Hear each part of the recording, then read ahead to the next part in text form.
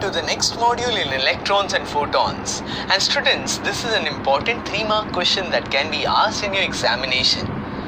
This is the module about photoelectric cell. So to study about photoelectric cell, we need to study its construction and working. So starting with construction of photoelectric cell. This photoelectric cell consists of a semi-cylindrical photosensitive metal plate, that is the emitter, which is given by E. You can see it is semi-cylindrical in shape and it is consisting of a photosensitive material. Now whenever I say photosensitive material, means it is sensitive to photons, that is light. It also consists of a loop or a wire, or rather a metal rod, which is called as the collector.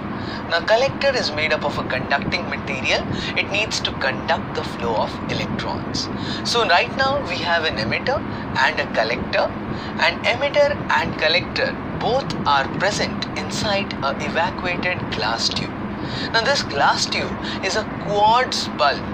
Now why quartz? As we all remember, quartz allows UV rays to pass, which again when incident on a photosensitive material will give us a better chance for photoelectric effect to be possible. So I can say that both emitter and collector are present inside an evacuated quartz bulb or that glass tube. Students, you can see in this case, if it is present inside the glass tube, it has to be evacuated. Now this evacuated means that they are having only vacuum present inside it. Also, when I see this apparatus also consists of a battery which is connected, and along with the battery we also have microammeter which is connected along with the rheostat. So what do we have in overall? We have photosensitive plate E, collector rod C, the whole glass tube. And this is how the apparatus is complete. Microammeter, as we all know, is a device which is used to measure small amount of current. Rheostat, as you all can see, is a device which is used to vary the resistance. The battery is a device which is used to apply the appropriate potential difference. So students, the whole construction consists of the quartz glass chamber, the photosensitive emitter, collector metal rod, the battery which is used to apply the potential difference, microammeter to measure photoelectric current of the order microamperes, and also rheostat to vary the resistance. So in general, if I see, now my construction part will be completed.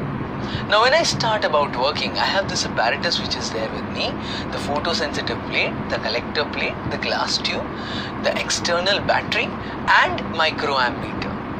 Now when a suitable light of a wavelength which is less than lambda naught, that is threshold wavelength, when such light falls on the emitter, students, any guesses what will happen? Yes, the free electrons on the emitter will receive the energy of the light. Again, the electrons will have a tendency to start getting excited, and when they get excited, they get emitted from emitter towards the collector. When they move from emitter towards the collector, they are creating flow of electrons, and by this flow of electrons, there is a small photoelectric current which is induced inside the circuit. Now this current is small, hence it is of the order microampere, and hence it is recorded by a device called as microammeter. Now, if the intensity of the radiation increases, the rate of photoelectric emission also increases, and more number of electrons if they get emitted, then the electric current also goes on increasing. So can I say, as the intensity of the radiation increases, the photoelectric current also goes on increasing. So can I say the current is directly proportional to the intensity of light, and hence we conclude that more the intensity, more will be the photoelectric current. Now connect any other device to this photocell. Means if we take the whole setup and we connect any other device, can I say any device can be connected, and that device will be running on a certain amount of current. Due to this photoelectric current, the device will be in the working condition and it will generate some kind of output which is required.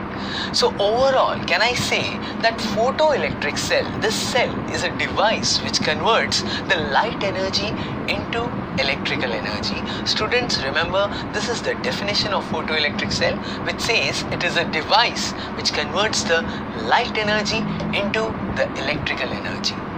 So students, with the help of this module, we studied the definition of photoelectric cell, working as well as the construction of photoelectric cell.